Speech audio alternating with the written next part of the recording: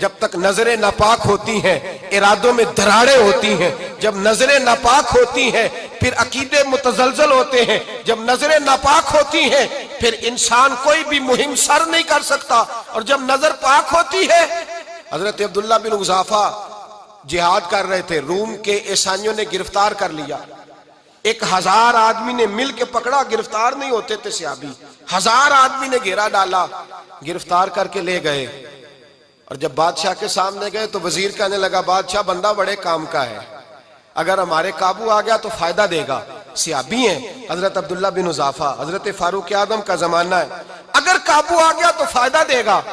بادشاہ کہنے لگا کیوں، کیا خوبی ہے؟ کہنے لگے ہم 1000 آدمی تھے، یہ اکیلا قابو نہیں آ رہا تھا، 1000 آدمی تھے، اگر ہماری فوج میں شامل ہو گیا تو بہت بڑا جرنیل ملے گا۔ بادشاہ کہنے لگا کوئی مسئلہ نہیں، 2-3 چیزیں ہوتی ہیں بندے کو خریدنے کے لیے، خرید لیتے ہیں۔ بادشاہ کہنے لگا عبداللہ جتنی دولت تجھے چاہیے میں تجھے دے دیتا ہوں، میرے لشکر میں آ جا، معاذ اللہ اسلام چھوڑ دے۔ حضرت عبداللہ بن حذافہ کیا فرماتے ہیں؟ فرماتے ہیں بڑا تو بیوقوف ہے، میں نے دولت کمانی ہوتی تو مدینے میں بیٹھ کے تجارت کرتا، میں دولت کمانے نہیں نکلا، میں تو رسول اللہ کی رضا کمانے کے لیے نکلا ہوا ہوں۔ دولت کمانے ہوتی تو کسی مارکیٹ میں ہوتا، میدان میں آنا تھا، شہادت ہے مطلوب مقصود مومن، نہ مال غنیمت نہ کشور کشائی، یہ دولت تو لونڈی ہے رسول اللہ کے دروازے کی، یہ تو پیچھے پیچھے پھرتی ہے نبی پاک کے غلاموں، یہ کمانی ہوتی تو میں کسی مارکیٹ میں ہوتا، میدان میں تھوڑا ہوتا۔ عبداللہ بن حذافہ سے ایک دوسری چال چلی، کہنے لگے میاں عہدہ جو تجھے چاہیے، میں بادشاہ ہوں، میرے نیچے جو عہدہ تو کہے گا وہ تجھے مل جائے گا۔ حضرت عبداللہ بن حذافہ کہنے لگے شاید تجھے پتہ نہیں میری تعریف کیا ہے، شاید تو جانتا نہیں میری تعریف کیا ہے۔ کہا صاحب کی کیا تعریف ہے؟ کہنے لگے میں رسول اللہ کا صحابی ہوں، اور کائنات میں سب سے بڑا عہدہ مصطفیٰ کے صحابی ہونے کا عہدہ ہے۔ صحابہ وہ صحابہ تھے جن کی ہر صبح عید ہوتی تھی، خدا کا قرب حاصل تھا، نبی کی دید ہوتی تھی۔ فرمایا میں نے حضور کے جلوے دیکھے ہوئے ہیں، مجھے عہدے کی ضرورت ہی نہیں، اور میں نے عہدہ لینا ہوتا تو میں سیاست کرتا، میں تو شہادت لینے نکلا ہوں میدان میں، عہدے کا میں نے کیا کرنا ہے؟ اب بادشاہ کہنے لگا اسے قتل کر دو۔ وزیر کہنے لگا نہیں، ایک بات اور ہے، مجھے ایک چال اور چلنے دو۔ کہا وہ کیا؟ کہنے لگے میری بیٹی بڑی خوبصورت ہے، مجھے موقع دو اپنی ہی بیٹی کو سجا بنا کے، وہ جوان جس کی جوانی اتنی بڑی ہے کہ 1000 آدمی مقابلے میں کھڑا نہیں ہوتا، اس جوان کے کمرے میں رات کی تنہائی میں بنا سوار کے بی بی کو بھیجا۔ وہ بی بی کہتی ہے میں ساری رات بن سور کے اس صحابی کے کمرے میں بیٹھی رہی، لیکن یہ کیا شخص تھا، ساری رات ہی مصلے پہ بیٹھا رہا، ساری رات ہی، کچھ دیر تھک جاتا تو یہ کریم رسول پہ درود پڑھنا شروع کر دیتا۔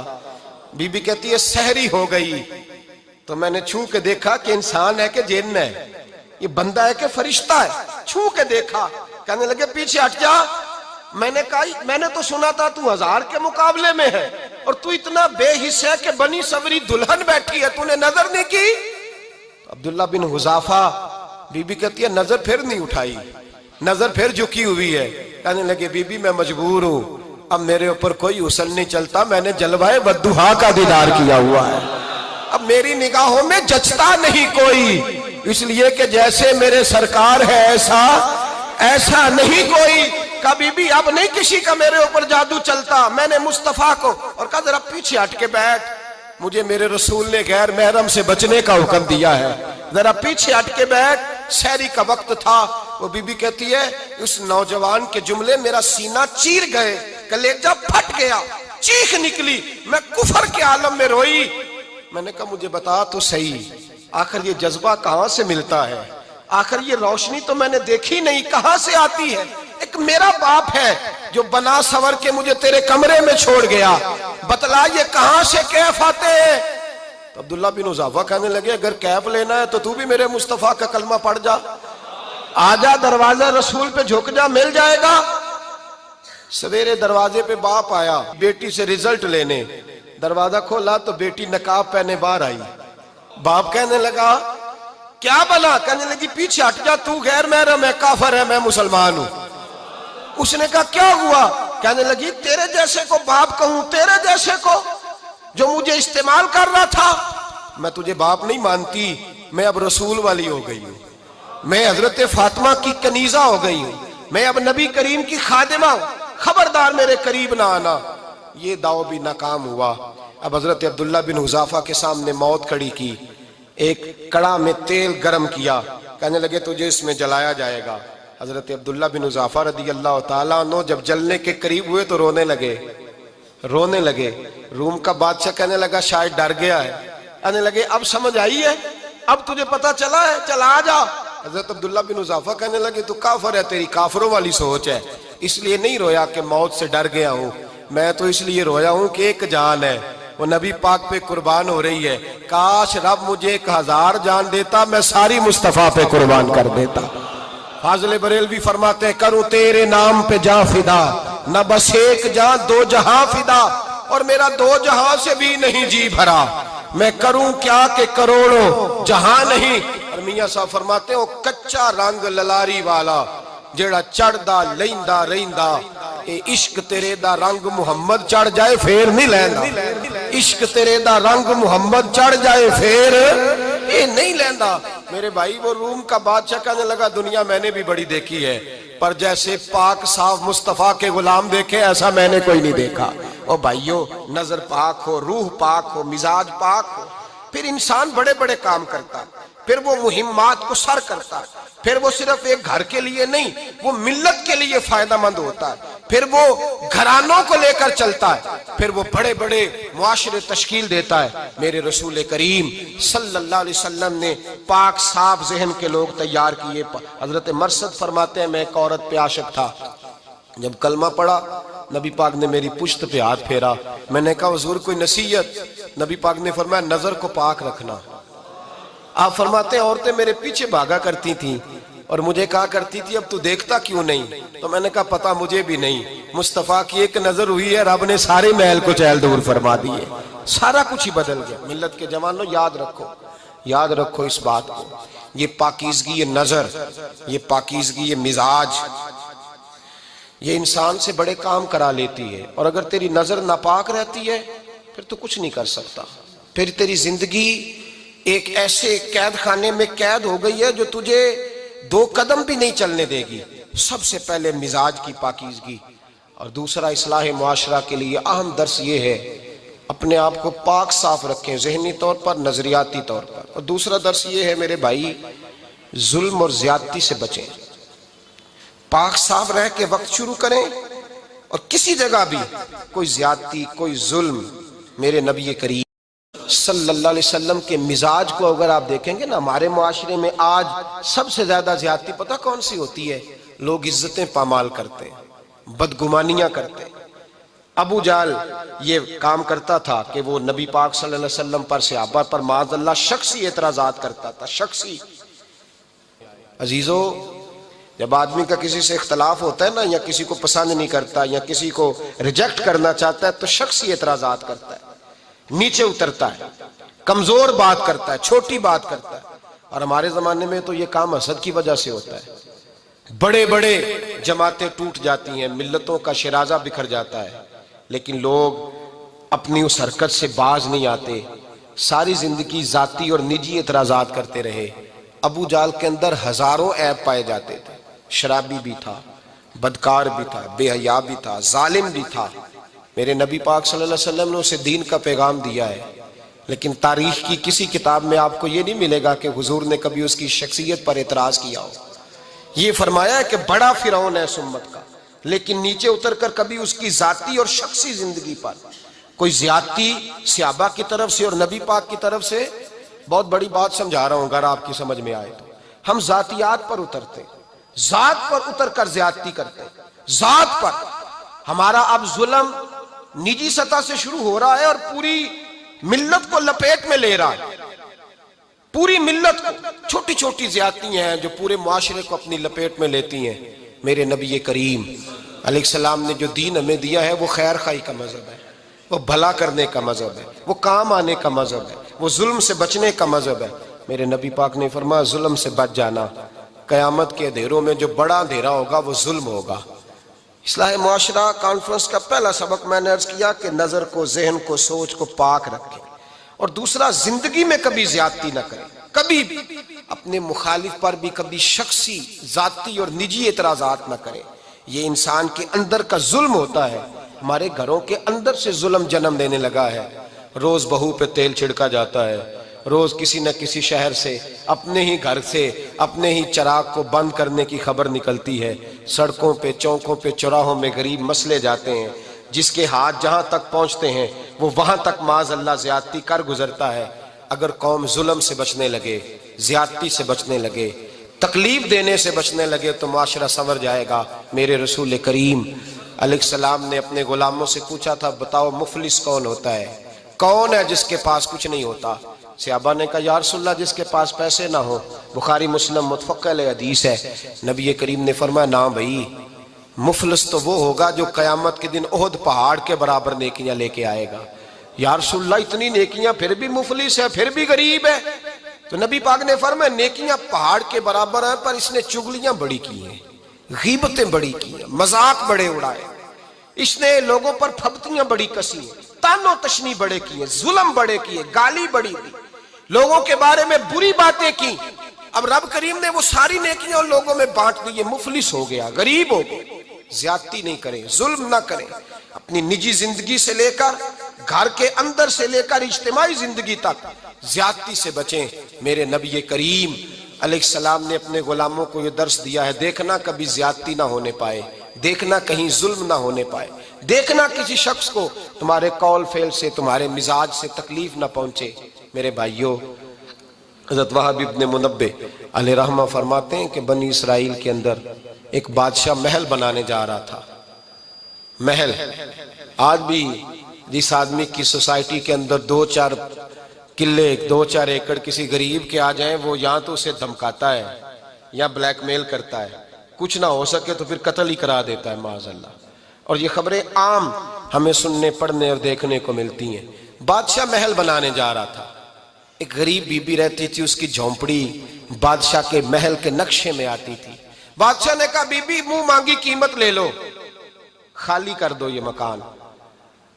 بزرگوں کو اپنے جھونپڑیوں سے بڑی دلچسپی ہوتی ہے. بچے سوسائٹیوں میں چلے جاتے ہیں, ابا جی کہتے ہیں مجھے گاؤں میں رہنے دو, میرا یہی دل لگتا ہے, مجھے اس گھر سے دلچسپی ہو گئی. اماں کہنے لگی بادشاہ میں یہاں بیاہ کے آئی تھی, خامد انتقال کر گیا, اولاد اللہ نے دی نہیں, میں پکا ہوا پھالوں, گر جاؤں گی تو تیرا ہی ہے, لیکن مجھے اس آشیانے میں رہنے دے. یہ گھونسلہ میں نے تنکا تنکا کر کے بنایا ہے, مجھے رہنے دے, نہ مجھے نکال. کہنے لگا میرا نقشہ خراب ہوتا ہے. بی بی سارا دن مکان میں بیٹھی رہتی کہ میری جھونپڑی ٹوٹ نہ جائے, ظالم کی نظر میں آ گئی ہے کہیں میرا یہ آرزوؤں کا محل چکنا چور نہ ہو جائے. سارا دن ڈیوٹی کرتی.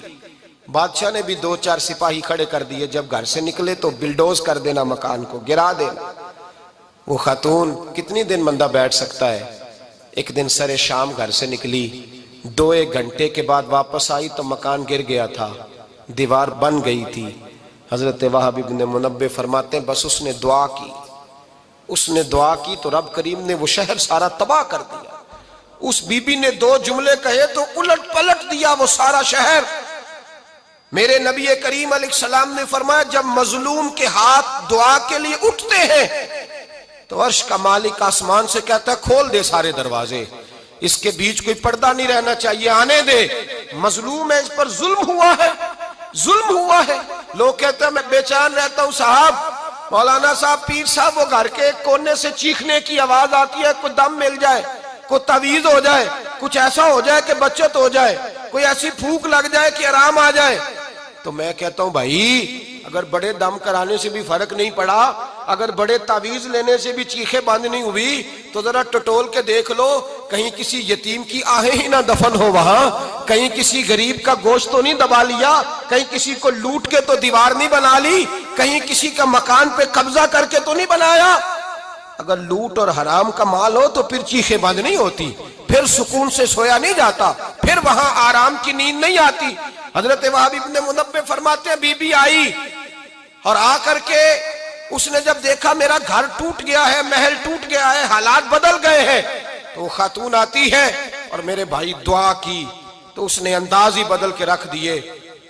مکان سے نکلی تو مکان ٹوٹ گیا, اور فرماتے ہیں واپس آئی تو ہاتھ پھیلا کے پتہ کیا کہتی ہے کہتی اے اللہ میں تو موجود نہیں تھی، بتا تو کہاں گیا تھا؟ تو بھی موجود نہیں تھا، میں تو نہیں تھی، پر تو کہاں تھا؟ بس رب کریم نے حضرت جبریل کو حکم دیا، فرمایا یہ بستی الٹ دو، ساری تباہ کر دو، یہ لوگ نہیں رہنے چاہیے، جو ظلم تو سہتے ہیں بغاوت نہیں کرتے، نہیں رہنے چاہیے۔ صاحب طبقات کہتے ہیں میرے مصطفیٰ کریم سید عالم صلی اللہ علیہ وسلم کے وصال ظاہری کے ایام قریب آئے تو حضور نے سرخ پٹی باندھی، تیز بخار ہے نبی کریم کو، 2 صحابہ سہارا دے کے مسجد میں لائے، نبی پاک علیہ السلام کو بظاہر سہارا دے کے لایا گیا۔ کریم رسول نے لوگوں کو جمع کیا، حضور آج کیا ہونے والا ہے، آج کیا کہا جائے گا، آج کس لیے میٹنگ بلائی ہے؟ نبی کریم کے کل صحابہ جب مسجد میں جمع ہوئے تو کھچا کھچ مسجد بھری ہے، وصال ظاہری سے چند یوم پہلے کی بات۔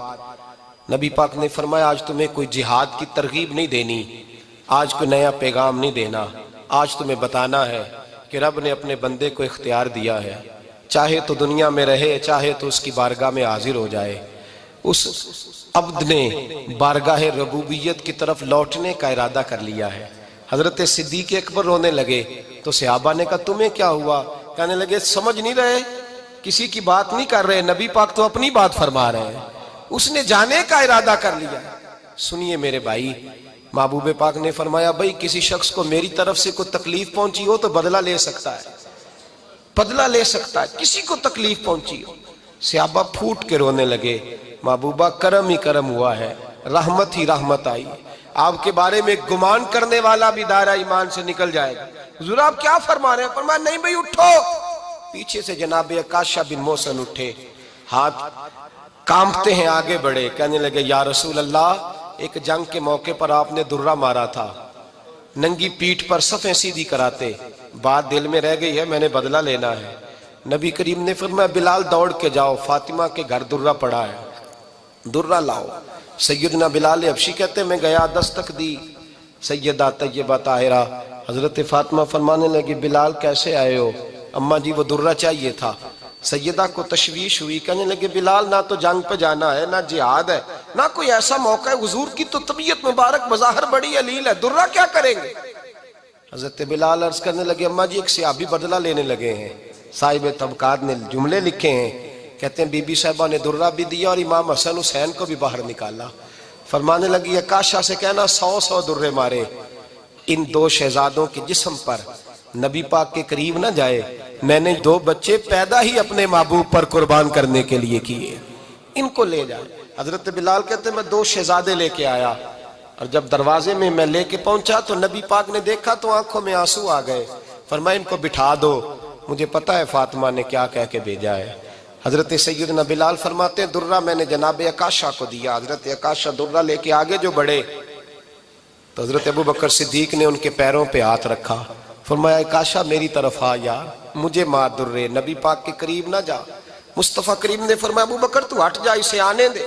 فرماتے ہیں میں چند قدم آگے گیا تو مولا علی شیر خدا نے میرے پیر پہ ہاتھ رکھا، کہنے لگے عکاشہ سوچ تو صحیح تو کیا کر رہا ہے؟ حضور نے فرمایا علی ہٹ جاؤ، میرا اور ان کا معاملہ ہے۔ جناب عکاشہ آگے بڑھ رہے، نبی کریم نے فرمایا میں اپنی امت کو درس دینا چاہتا ہوں، خبردار خبردار زندگی میں تمہارے ہاتھ سے زبان سے کسی کو تکلیف نہ پہنچنے پائے، خبردار یاد رکھنا وہ معاشرے بگڑ جاتے ہیں، وہ معاشرے تباہ کر دیے جاتے ہیں جہاں ظلم ہوتا ہے، جہاں زیادتی ہوتی ہے، جہاں لوگوں کو ستایا جاتا ہے۔ محبوب کریم کے قریب آئے حضرت عکاشہ کا حضور میری پیٹھ ننگی تھی، آپ بھی ذرا کپڑا ہٹائیے۔ نبی کریم نے پیٹھ سے کپڑا ہٹایا، جناب عکاشہ نے درہ جو اٹھایا تو صحابہ کی چیخیں نکلی، حضرت عکاشہ نے درہ دور پھینکا، حضور کے بطن اطہر سے لپٹ گئے، چومنے لگے، کہنے لگے حضور وہ تو صفیں سیدھی کراتے لگ گیا تھا، آپ نے کہاں مارا تھا؟ یا رسول اللہ میں تو بہانہ بنا رہا تھا کہ جاتی دفعہ مجھے وجود چومنے کا موقع نصیب ہو جائے، مجھے یہ موقع نصیب ہو جائے۔ میرے حبیب نے فرمایا جس نے جنتی دیکھنا ہو میرے عکاشہ کی زیارت کر لے۔ بھائی ظلم کا دروازہ کھلا ہوا ہے اور لوگ بھول جاتے ہیں زیادتی کرتے ہوئے، وہ بہو سے ہی کیوں نہ کریں، وہ اپنے گھر کے بھول جاتے ہیں کہ شاید پوچھنے والا کوئی نہیں، شاید میزان نہیں لگے گا۔ ایران کے بادشاہ نے اپنے بیٹے کو پڑھانے کے لیے ایک استاد صاحب کا بندوبست کیا، استاد صاحب کو کہا کہ میرے بچے کو دین پڑھائیے، میں چاہتا ہوں کل اس نے انان حکومت کو سنبھالنا ہے تو یہ دین سے آگاہ ہو جائے، اس کو کچھ سکھائیے، پڑھائیے۔ بہت نیک بزرگ بڑے درویش عالم پڑھانے لگے، اسباق مکمل ہو گئے، دین کے اسباق قرآن مجید پڑھایا، احادیث طیبہ کا درس دیا، اصول فقہ سے روشناس کرایا۔ جب بچے نے مکمل تعلیم حاصل کر لی اور آمین ہو گئی، دستار ہو گئی، فارغ ہو گئے، تو پھر ایک دن استاد صاحب نے کہا بیٹے کل تم نے ضرور آنا ہے، کچھ بات کرنی ہے۔ شہزادہ گیا ملنے استاد صاحب سے، استاد صاحب نے کنڈی لگا لی، ہاتھ میں درہ پکڑ لیا، مار مار کے پورے وجود کو زخمی کر دیا، کوئی غلطی نہیں، کوئی بات نہیں، مارا۔ اب بچہ آیا آ کے بادشاہ سلامت سے کہا کہ ابا جی سمجھ نہیں آئی، بڑا مارا ہے استاد۔ تو سیانے تھے نا بادشاہ، یہاں تو قاری صاحب روز کٹہرے میں کھڑے ہوتے ہیں، مولوی صاحب آپ نے میرے بچے کو کیوں مارا ہے؟ آپ 8,000 کے مولوی ہیں، میرا کئی کروڑ کا بچہ ہے، سویرے بدل لیں گے، خبردار آپ نے بچے کو ہاتھ لگایا تو اپنی حیثیت میں رہے معاذ اللہ۔ جو قومیں استادوں کو کٹہروں میں کھڑا کرتی ہیں وہ ترقی نہیں کر پاتی، جو استادوں کو کٹہروں میں روز کھڑا کرتے۔ کہا ابا جی بڑا مارا ہے، تو والد بڑے سمجھدار تھے، کہنے لگے بیٹا استاد باپ ہوتا ہے، وہ زیادتی نہیں کرتا، کوئی بات ہوگی میں تیرے استاد کو کٹہرے میں نہیں بلاؤں گا۔ اماں سے بات کی، اماں کہنے لگی بیٹا میں تیرے باپ سے کیسے بات کروں، ڈر آتا۔ وقت گزر گیا، 22 سال بیت گئے، 22 سال گزر گئے، بادشاہ کا انتقال ہوا، شہزادہ تخت پہ بیٹھا، پہلا حکم یہ دیا کہ میرے استاد کو بلاؤ، پہلا حکم۔ استاد جی بوڑھے ہو گئے تھے، چھڑی کے اوپر ٹیک لگا کے آئے اور بھویں سفید ہو کے جھک گئی تھیں، یوں آنکھ کھول کے بڑی مشکل سے دیکھا، کہنے لگے شہزادے حکم ہو۔ کب میں شہزادہ نہیں، اب میں بادشاہ بن گیا ہوں۔ استاد جی 22 سال بیت گئے، آپ نے مارا تھا، پر وہ درد چونکہ زیادتی کی تھی، میرا قصور کوئی نہیں تھا، تو نہ میری روح سے درد گیا ہے نہ میرے جسم سے گیا ہے، میں بے اختیار تھا، پوچھ نہیں سکتا تھا، آج با اختیار ہوا ہوں۔ سب سے پہلے پہلا حکم آپ کو دیا، بلایا ہے، بتائے کیوں مارا تھا، کیوں مجھے مارا تھا، میری زیادتی بتائے۔ تو استاد، بوڑھے استاد کی آنکھیں آنسوؤں سے بھر گئیں، کہنے لگے بیٹے بس آج کے دن کے لیے مارا تھا، یہ جو دن آ گیا نا میری زندگی میں اس لیے مارا تھا، یہ میں چاہتا تھا میری زندگی میں وقت ہے، آج کے بس میری مراد پوری ہو گئی۔ کہا صاحب کس لیے، مجھے بھی سمجھائیں۔ آپ فرمانے لگے کتنی دیر ہو گئی تجھے مار کھائے ہوئے، کتنا زمانہ بیت گیا؟ کہنے لگا 22 سال۔ فرمایا زخم بھولے تو نہیں، درد ختم تو نہیں ہوئی، تمہیں بات 1 منٹ کے لیے بھی تمہارے حافظے سے محو تو نہیں ہوئی؟ کہا استاد جی روز رات کو یاد آتی، روز خیال آتا تھا۔ استاد کہنے لگے بھائی تو بے اختیار تھا، پوچھ نہیں سکا، 22 سال تجھے یاد رہا، مجھے پتا تھا تو ایک دن حکمران بنے گا، میں نے تجھے اس لیے مارا تھا کہ بیٹے یاد رکھنا، کسی پہ ظلم نہ کرنا، اگر تجھے 22 سال تک یاد رہا ہے تو جس پر تو ظلم کرے گا اسے